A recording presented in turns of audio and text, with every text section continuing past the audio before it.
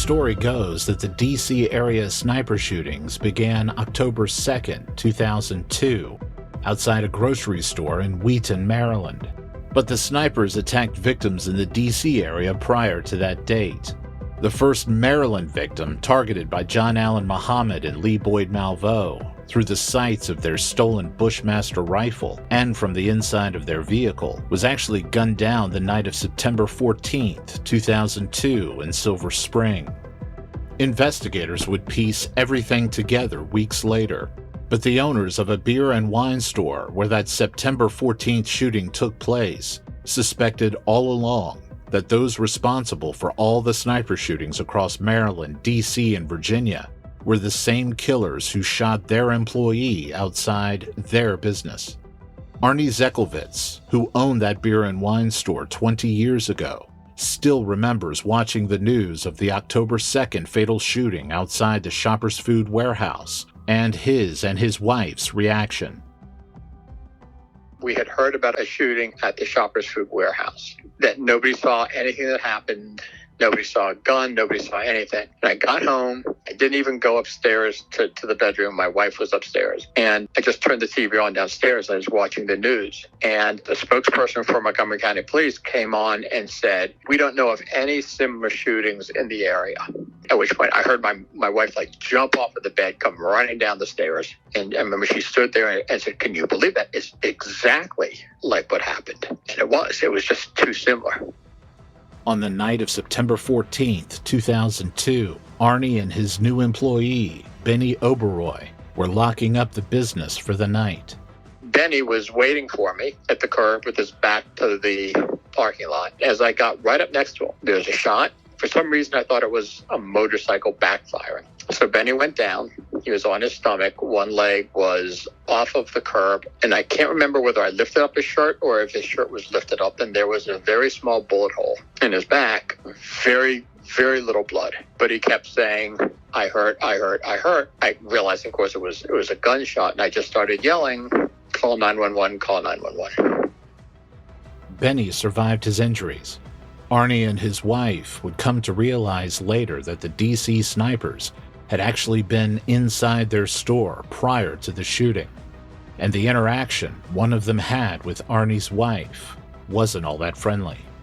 It was also learned later that the snipers had been shooting victims across the United States for 7 months before they focused and intensified their killing spree around the nation's capital.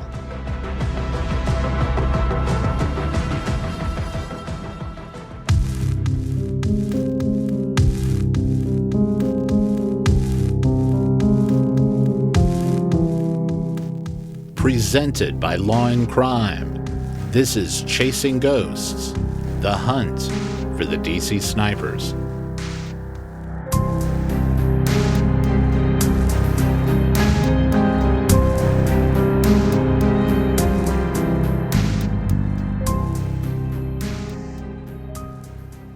At the end of episode 6, I described to you the February 16th, 2002 shooting death of Kenya Cook in Tacoma, Washington.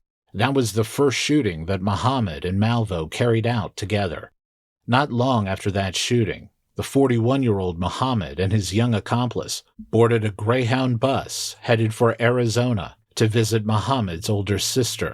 Upon their arrival in Tucson, the unsuspecting sister picked up the pair at the bus station. It was while they were in Tucson that Muhammad and Malveaux carried out another fatal shooting. During the afternoon of March 19th, Jerry Taylor, a 60-year-old salesman, was playing golf at the Fred Inc. golf course. He was fatally shot in the back. Police were called after 2 golfers found Taylor's body in the brush. His body had been dragged there. Witnesses said they saw a man walk out of the woods carrying a bag of some kind. Detectives had no leads in that case for the next 7 months. 6 days after the Tucson shooting, Muhammad and Malveaux boarded another Greyhound bus and left the area. Their bus driver was Jill Farrell. I only had 5 people on the bus that day when I met those 2, and the middle-aged adult man, just abrupt, not rude, but the youngster was very, very polite with manners. That's what I remember about those two. One peculiar thing Farrell noticed was that the two men were carrying with them a long box. She suggested putting it in the baggage area below the seats, but Muhammad was insistent that the box stay with him. There was something else that Farrell found to be strange about the pair. They boarded the bus that took a more local route, one with considerably more stops. Farrell asked Muhammad whether he'd prefer to take an express bus, one that stuck mostly to the state's highways. And that's when he said, "Nope, this is fine," and boarded the bus. When the bus finally arrived in Flagstaff, and after Muhammad and Malvo had gotten off, Farrell realized the bag containing her credit cards was stolen.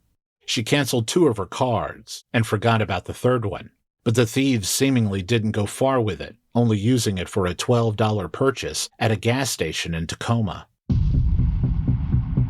The account associated with that stolen Visa is what the snipers used 7 months later when they tried to extort the government in the note they'd left behind at the scene of the Ashland, Virginia shooting on October 19th, which I discussed in episode 5. The snipers demanded that $10 million be wired to that account. The money was never sent. Following that bus ride in March, the duo traveled to Washington State again and would bounce back and forth from Bellingham to Tacoma during April and May of 2002. One day in May, a rabbi at a synagogue in Tacoma found a hole in the back of the building where the Torah scrolls were kept. He assumed it was the work of mice, but a few days later the rabbi found another hole. He took a closer look and realized the holes probably were not caused by mice.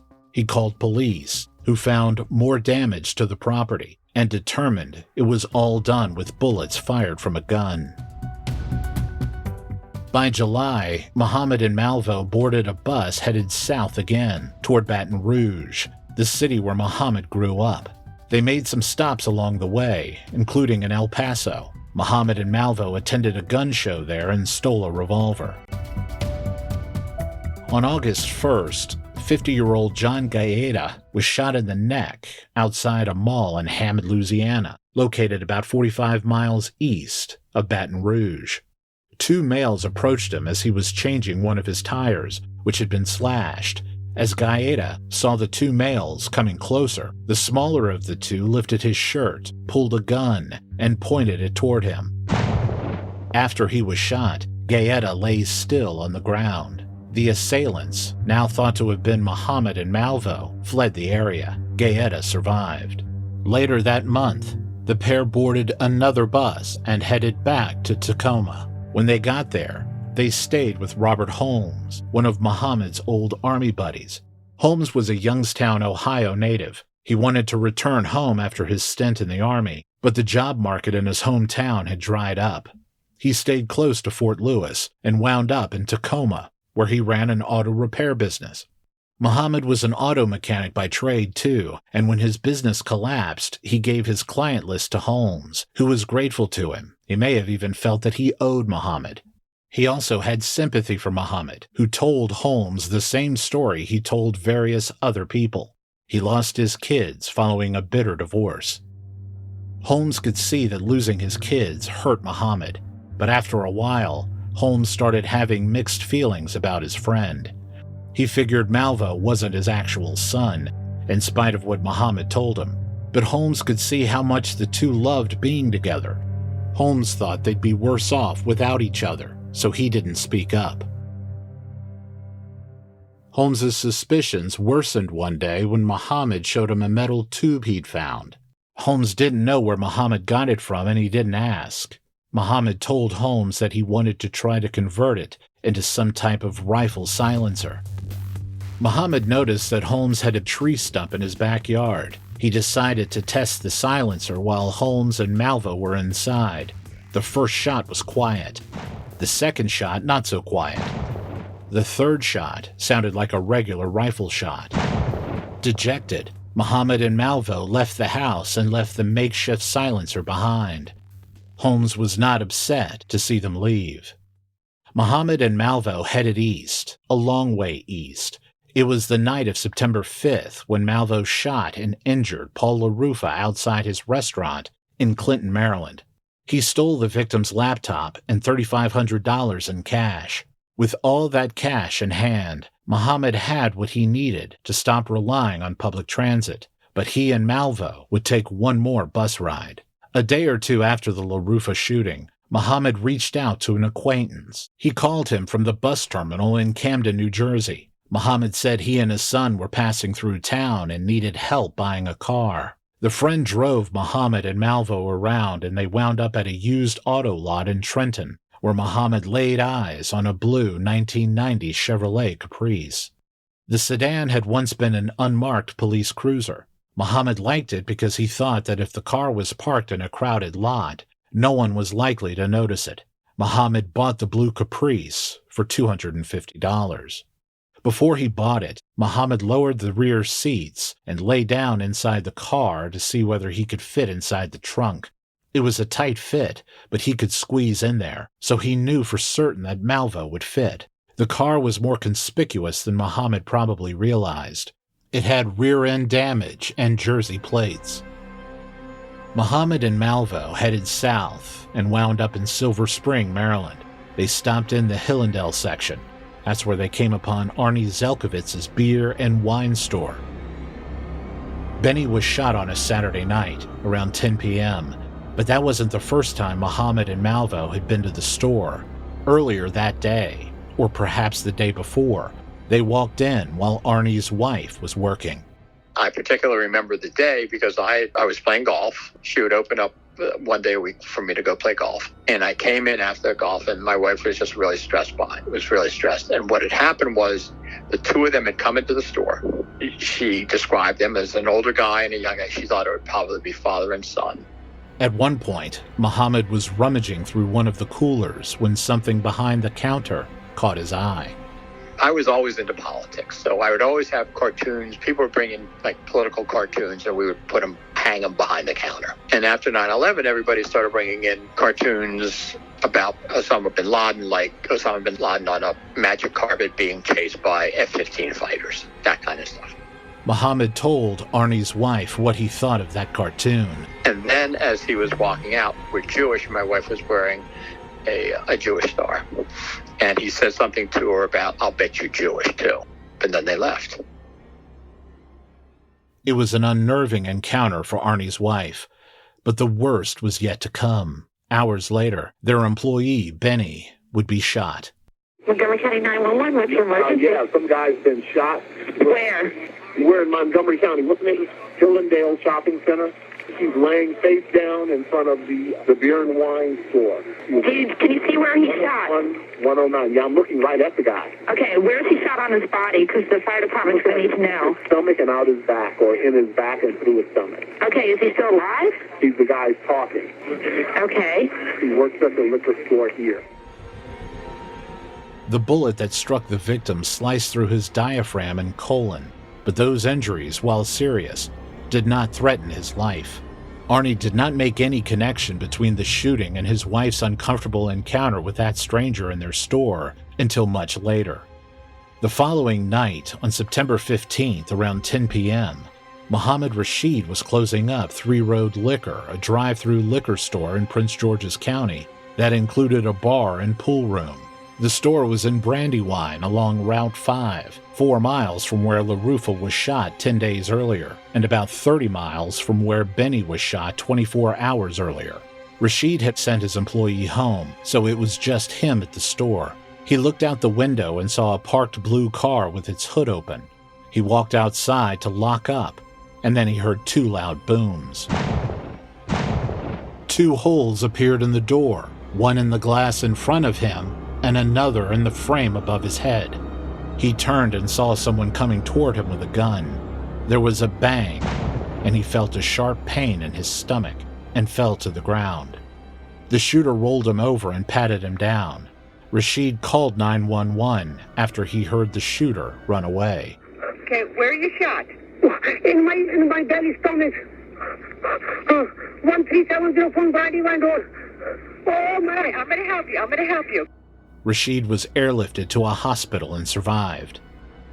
By this time, Muhammad and Malvo were mostly roaming across Maryland, D.C., and Virginia in that blue Caprice.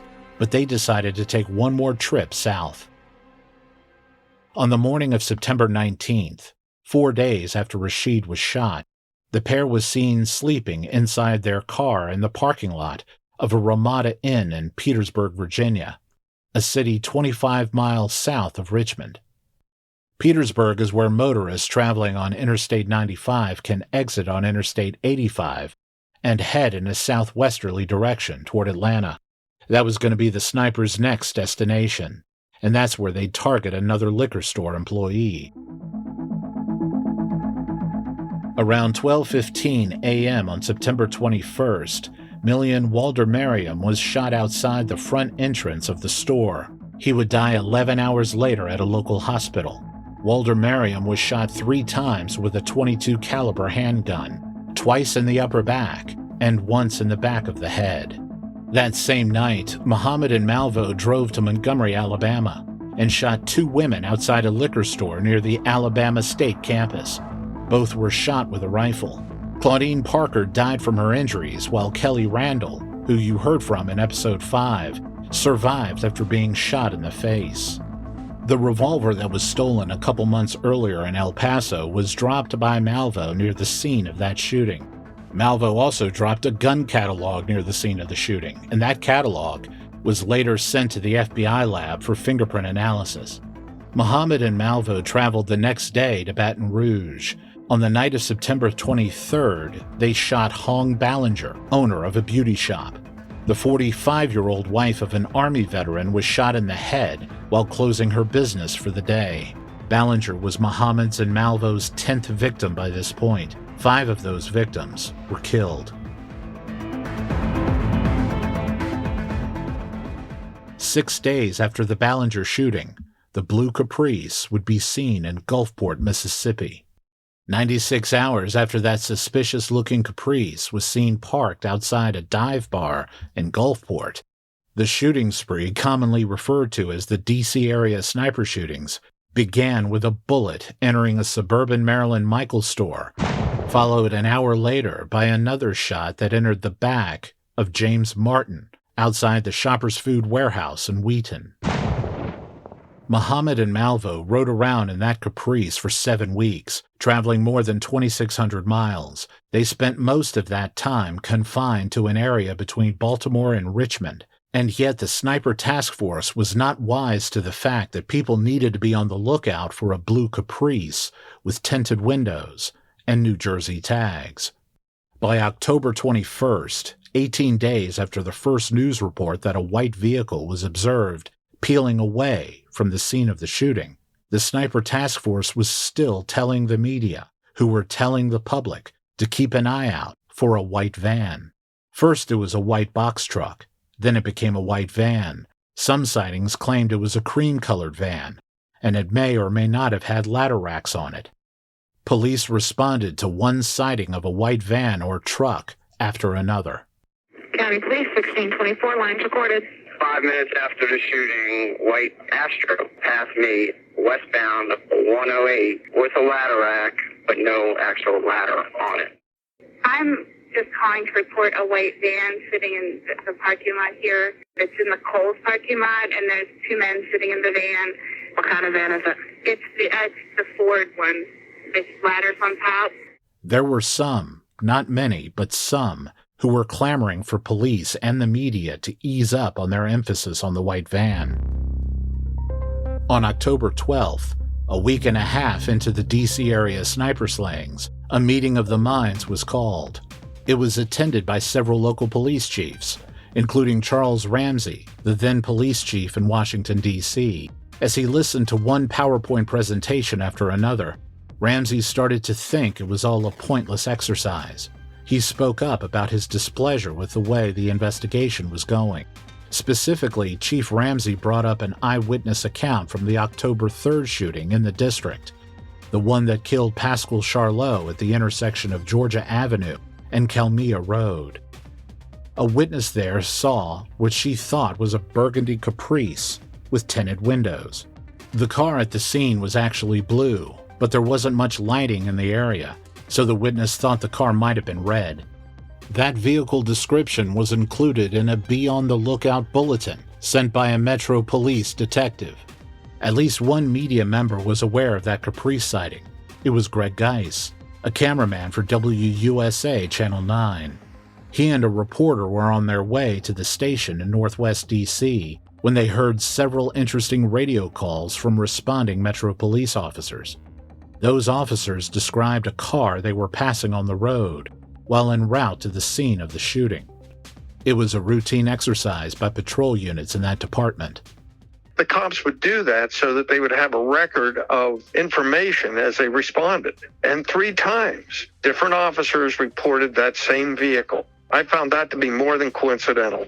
And what was the description of that vehicle? It was broadcast with a slight variation of a dark, older model Ford Crown Vic or Chevy Caprice, dark in color, operating without lights. And one broadcast, I think, was heading north on George Avenue. Another one was on one of the side streets as the officers responded to the shooting location.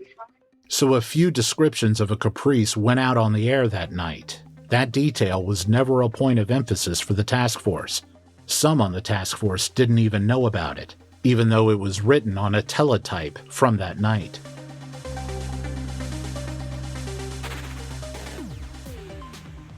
In the end, Muhammad and Malvo were linked to 26 shootings from Washington State to Washington, D.C., and those shootings resulted in 16 deaths, 9 woundings, and 2 shootings into dwellings.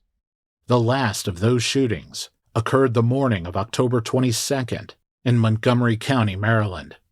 Conrad Johnson was a 35-year-old bus driver with a wife and 2 children. The blue and white bus that he drove was part of Montgomery County's ride-on transit system. It was still dark outside, but the lights in the area illuminated the entire staging area near Connecticut Avenue. 5 of the D.C. sniper victims were shot within 4 miles of that location. Johnson, known by his friends and family as CJ, drove a route from Aspen Hill to Bethesda. He had a female trainee on board the bus that morning. She was sitting in the front seat on the right side of the bus. The open door was facing a basketball court in some woods. Johnson and the trainee had just finished eating breakfast. Johnson, who was standing on one of the steps near the open door, had just placed a coffee cup on top of the change box. It was 5:55 a.m. when the sound of a boom came from the direction of the woods. Johnson was struck in the right side of his upper abdomen. The round destroyed his liver and damaged his pancreas and right renal artery.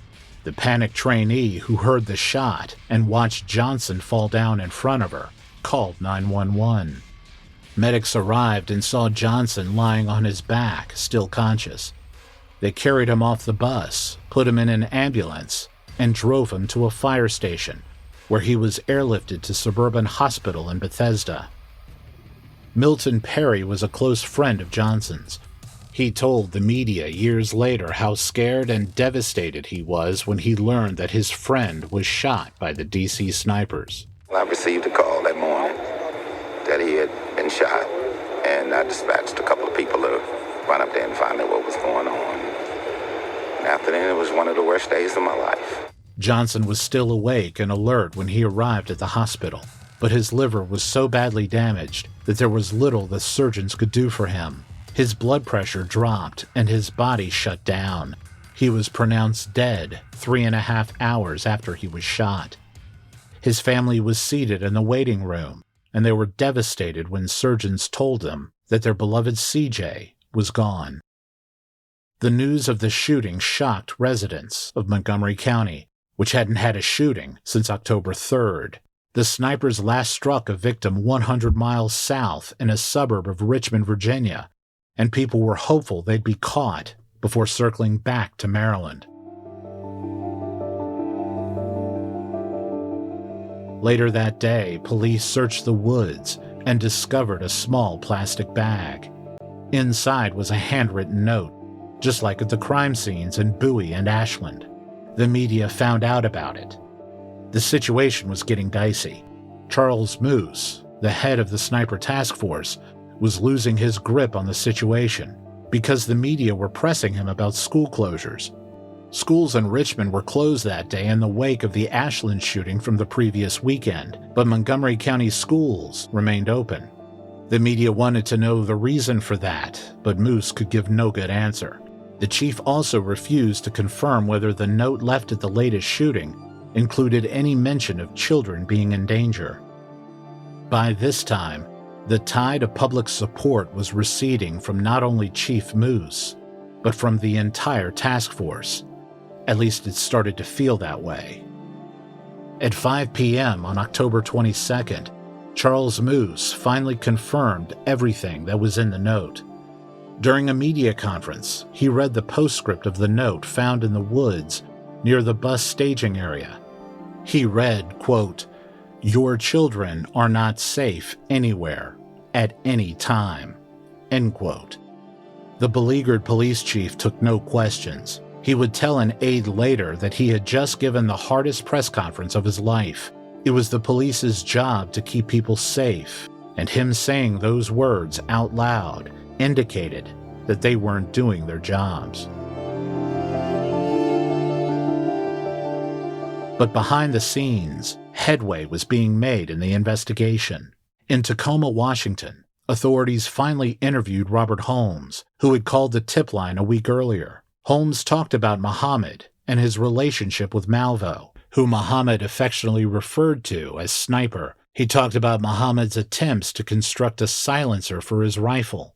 FBI agents were playing Holmes a tape of Malvo's voice. It was the recording of a call he made to the Rockville police on October 16th. While he was seated with FBI agents, Holmes blurted out that there was at least one rifle round still stuck in a tree stump in his backyard. That really got the FBI's attention. But before that huge development, there was something else, something that injected law enforcement with a much-needed dose of optimism. That morning, while things were still at a frantic pace following the Conrad Johnson shooting, a fingerprint expert with the FBI examined the prints left on the gun catalog that was found at the shooting scene at the liquor store in Montgomery, Alabama, where Claudine Parker was killed and Kelly Randall seriously injured. The prints were matched to Lee Boyd Malvo, someone nobody at the task force had heard of. Malvo's prints landed in the FBI's federal database after the Jamaican-born teen was picked up in Bellingham, Washington on December 19, 2001. There were documents that stated that Malvo was apprehended during some sort of custody dispute between his mother and a man by the name of John Muhammad. So the task force obtained two names, John Allen Muhammad and Lee Boyd Malvo, and they got two headshots to go with the names. But the photo from Muhammad wasn't the best quality. It wasn't even marginal quality. It was taken while he was detained by immigration officials in Miami in 2001. Billy Sarukas, a senior inspector with the U.S. Marshal Service, who you first heard from in Episode 5, was in his office in Northern Virginia working the Malvo lead when he made the connection between Malvo and a man who went by the names John Williams and John Allen Muhammad. Sarukas was assigned at the time to his agency's electronic surveillance unit, so he had fast access to a lot of information. Whenever he made a relevant discovery, he'd send it to the task force in Rockville. As he gathered information about Malvo and Muhammad, his confidence was building that he was onto something. It was kind of full speed ahead at this point. I think most investigators that have worked fugitive investigations like this understand when you get a couple of pieces that are all making sense, you get that feeling that you've got the answer to what you've been looking for. During his investigation, Sarukas learned that Muhammad had obtained a driver's license in California, so Sarukas had another photo of Muhammad. It was a little better quality, but it still needed some enhancements. He called a colleague of his in San Diego to help with that. I told him I needed this right away. Once he got it, a short time later, he asked what was so important about it. And I said, take a good look. I think you're looking at one of the guys that's doing the shootings here in Washington, D.C. While that clue was being gathered across the country, Sarukas kept digging and came upon a credit report for Muhammad. One piece of information in the report that really piqued Sarukas's interest was that Muhammad had gone through a bitter divorce and custody battle with his ex-wife. Mildred Muhammad, who happened to live near Washington, D.C. Soroukis learned that John Muhammad had actually kidnapped the couple's children and took them out of the country. It was a eureka moment, and a surveillance team was sent to Clinton to keep an eye on Mildred. Eventually, as it became clearer to more people that Muhammad was likely one of the D.C. snipers, agents stopped watching Mildred's house in Clinton and knocked on her door. Agents from the FBI and ATF asked Mildred to come with them to an interview room in Washington. They asked her a litany of questions about her estranged husband. They asked her to listen to a recording of Malvo's voice. They did not tell her who was on the recording, and Mildred, who had never met Malvo, did not recognize the voice. Then one of the agents dropped a verbal bomb on her. It was an agent that was walking back and forth in the interrogation room. He was on a cell phone. He finally stopped. He said, "Look, Miss Muhammad, we just want to tell you. We're going to name your ex-husband as the sniper." My head hit the table. Even Mildred's worst fears about her ex-husband never rose to this level. The agents asked the now shaken Mildred Muhammad a question they figured was a no-brainer, but they still had to ask. Mildred gave them an emphatic answer. They said, "Well, Miss Muhammad, would you like to go into protective custody?" I said, "You got to ask me that?" They said, "Well, yes, because some people don't want to go." I said, "Okay. Have you caught him yet?" "No, ma'am." "Do you know where he is?" "No, ma'am." "And you still have to ask me?" "Yes, ma'am." "Yes, I want to go into protective custody."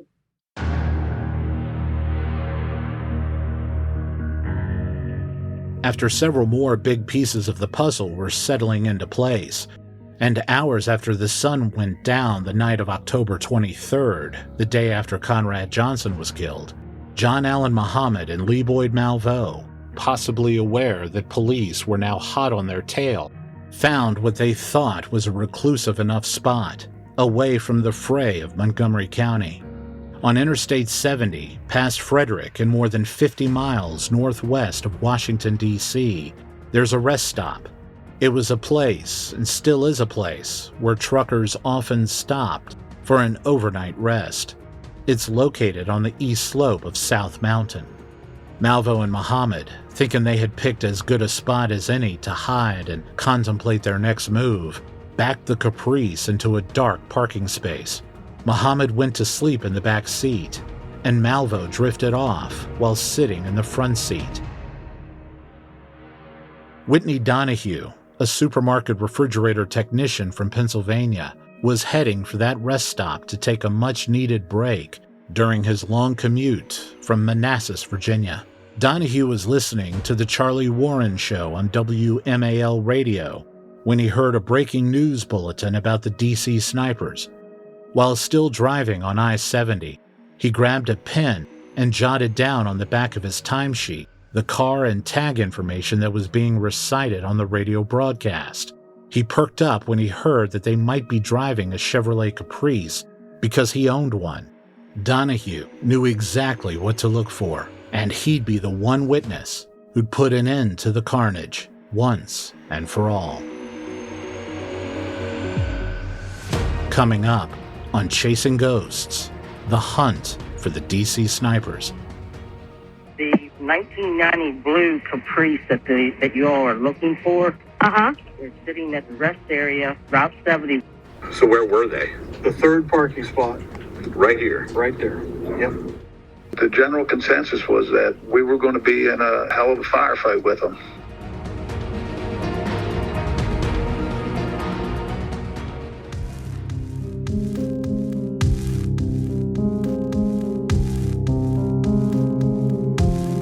Chasing Ghosts is presented by Law and Crime. Music and production by Corey Hiltman. All 911 and dispatch calls were provided by the National Law Enforcement Museum in Washington, D.C. You may follow me on Instagram and Twitter at Holt Podcast. Please subscribe and leave a review. Chasing Ghosts is available on Law and Crime's website, as well as Apple Podcasts, Spotify, or anywhere else you get podcasts.